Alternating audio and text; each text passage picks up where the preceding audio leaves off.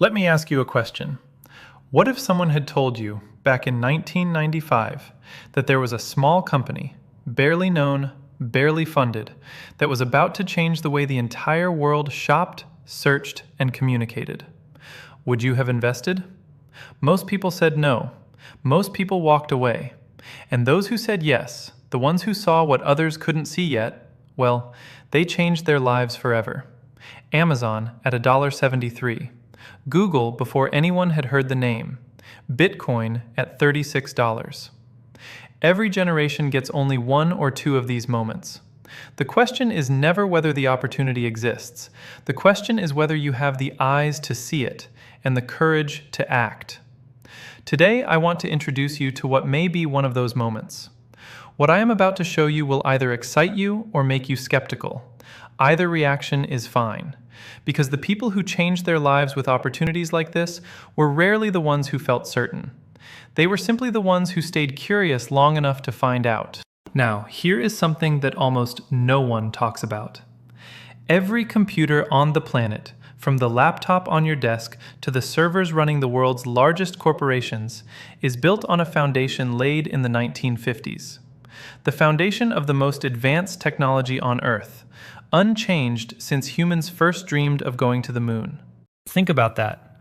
The smartphone in your pocket is infinitely more powerful than the machines that sent astronauts to the moon. But underneath all that power, underneath all that speed, the fundamental architecture of how data is managed, how software controls information, how programs hold data hostage inside their own walls, that has barely changed in 75 years. Computers today are software-driven. That means before you can do anything with your data, you need the right program running first. Want to send an email? You need an email program. Want to build a presentation? You need a presentation program. Want to pull data from one system into another? Well, good luck with that, because every program speaks its own language, and they were never designed to talk to each other. It is like sending an Englishman, a Frenchman, and a Japanese businessman into a conference room together with no translator. Everyone has something valuable to say, but without a shared language, the room stays silent. That is your computer network, every day. You don't think about it because you've never known anything else, but the inefficiency is staggering. The wasted time, the lost data, the systems that don't communicate, it costs businesses trillions of dollars every single year. It is like a government that can't repeal a broken law, so it writes another one to fix it, and then another to fix that one, until nobody knows what the original intention was, and nobody dares to ask anymore. The computer industry did the same thing, and might I add, called it progress. Then someone asked that question nobody else was asking. That someone was Peter Warren, the founder of ExoTech. He is not a theorist. He is not a Silicon Valley dreamer. He is a builder. Before ExoTech existed, Peter had already proven himself as a builder, taking a company from a $50,000 investment and 3 people to over 1,600 employees across 3 countries and hundreds of millions in revenue. He built it from the ground up, in one of the most operationally demanding environments imaginable, Ukraine. It was a privately owned sales organization operating initially for Philip Morris products and then for products of other Fortune 500 companies such as Nestle, Unilever, and Pepsi. And Peter didn't just manage it. He turned it into the most successful sales operation in the entire Philip Morris Eastern Europe network at the time. Before he started, he wrote his own software at a cost of $300. Software that calculated profits in real time, sliced and diced data in real time, and was self-propagating. Philip Morris's IT team tried to replace it at a cost of $350,000, but failed to produce a working product. And when he started building this operation, he ran headfirst into the same wall that every CEO, every operations director, every business owner eventually hits. The reporting systems didn't work the way they should. The data that existed in one part of the business couldn't be used efficiently in another.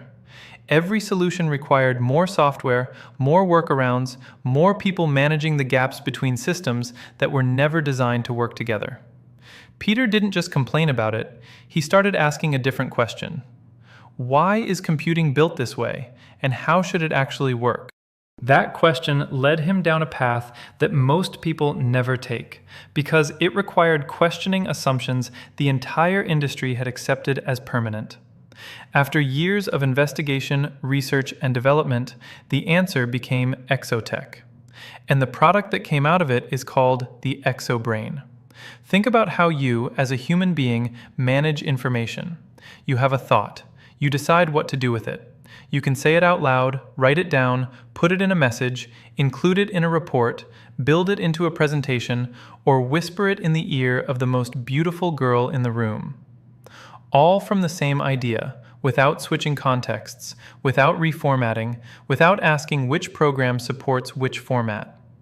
That is exactly how the ExoBrain manages data. The data exists first. The application serves the data, not the other way around. Any data can be used in any way by any application at any time. No walls, no reformatting, no software bottlenecks. And here is what makes ExoTech's position in the market so powerful. This is not an improvement on existing computing. This is a category of its own. Think about what happened when container shipping replaced the old way of moving cargo. Nobody improved the old system. They replaced it with something so clearly superior that the old way simply became obsolete. Think about what the smartphone did. It didn't just make phones better, it made an entire world of separate devices unnecessary almost overnight. Ask Nokia how quickly a category can disappear. One day you are the biggest phone company in the world. The next, you are forced to sell what is left of your phone business to Microsoft and become a footnote in the history of the industry you once dominated. Technologies that create new categories don't compete. They make the old category irrelevant. ExoTech is not trying to beat Microsoft, by the way. It is not trying to beat Apple. It is building the category that comes after them, the one where software no longer dictates what data can do. You might be wondering, if this is so obvious, why hasn't someone done it already?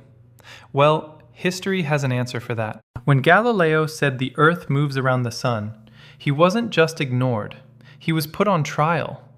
When William Harvey proved that the heart pumps blood around the body, the medical establishment ridiculed him for years. These were not fringe ideas from fringe people. They were fundamental truths, and the most common reaction to a fundamental truth before it is accepted is resistance. Peter Warren experienced this firsthand. In the early stages of ExoTech, official bodies arrived with serious claims against him personally and against what he was building. Serious enough that, had any of it held up, Peter Warren would not be standing here today, and ExoTech would never have existed. This video would not exist. They investigated with intent and considerable resources.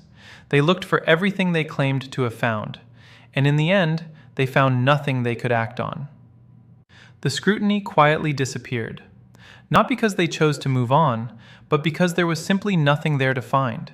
And sometimes, the most powerful validation you can receive is the silence that follows when people who were looking for a problem couldn't find one. Every age has its Galileo. Different centuries, different fields, different accusations. They have one thing in common, though. The resistance is not a sign that the idea is wrong. In many cases throughout history, it has been the clearest sign that the idea is right. The people who changed the world were rarely the ones the world agreed with first. And the people who chose to stand with Peter Warren and build ExoTech are not just believers in a vision. They are among the most qualified people in the world to recognize one. They were not on the outside looking in.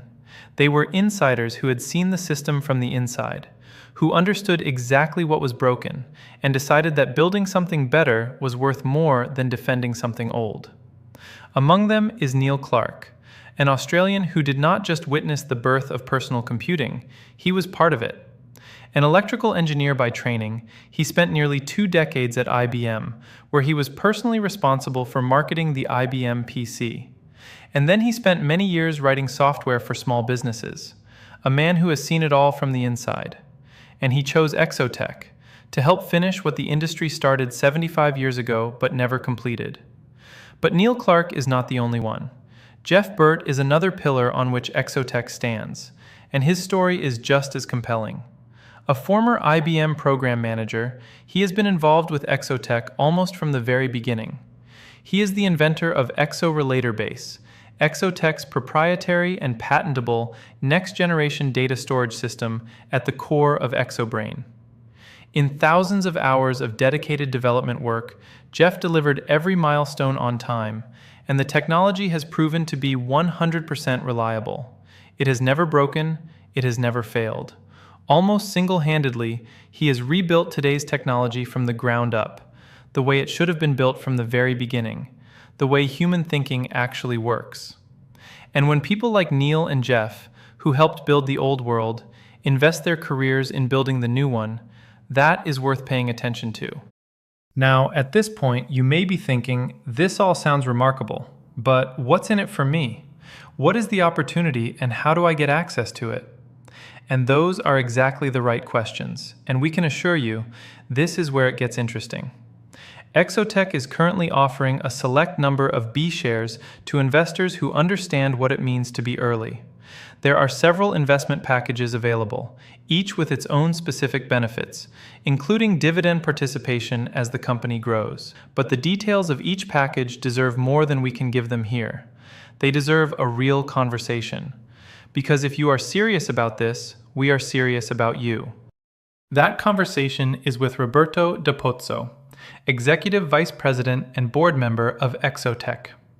Roberto has spent his career at the highest levels of private service and management, working with some of the wealthiest and most influential people in the world, including heads of state and presidents. He brings that same standard of personal attention to every investor conversation he has. Roberto will walk you through exactly what is available, what you receive as a shareholder, and what the opportunity looks like for you specifically, personally, one-on-one, in a Zoom call or face-to-face where that is possible. This is not a sales call. It is an informed conversation, and it is by personal contact only. And then you make your decision. Roberto's contact details will be shown at the end. So here we are, at the part where everything either comes together for you or it doesn't. This is not for everyone. Not every investor is positioned for an opportunity at this stage. It takes a certain kind of person, someone who has learned to see value before it becomes obvious, someone who understands that the biggest moments in investment history were never safe when they were available. If something in what you have heard today resonates with you, if you feel that pull of recognition, that sense that you are looking at something real, then the next step is simple. Book a call with Roberto. Ask your questions, get the full picture, and make a fully informed decision from the inside, not from the outside looking in. The person who bought Bitcoin at $36 did not do it because the moment felt safe.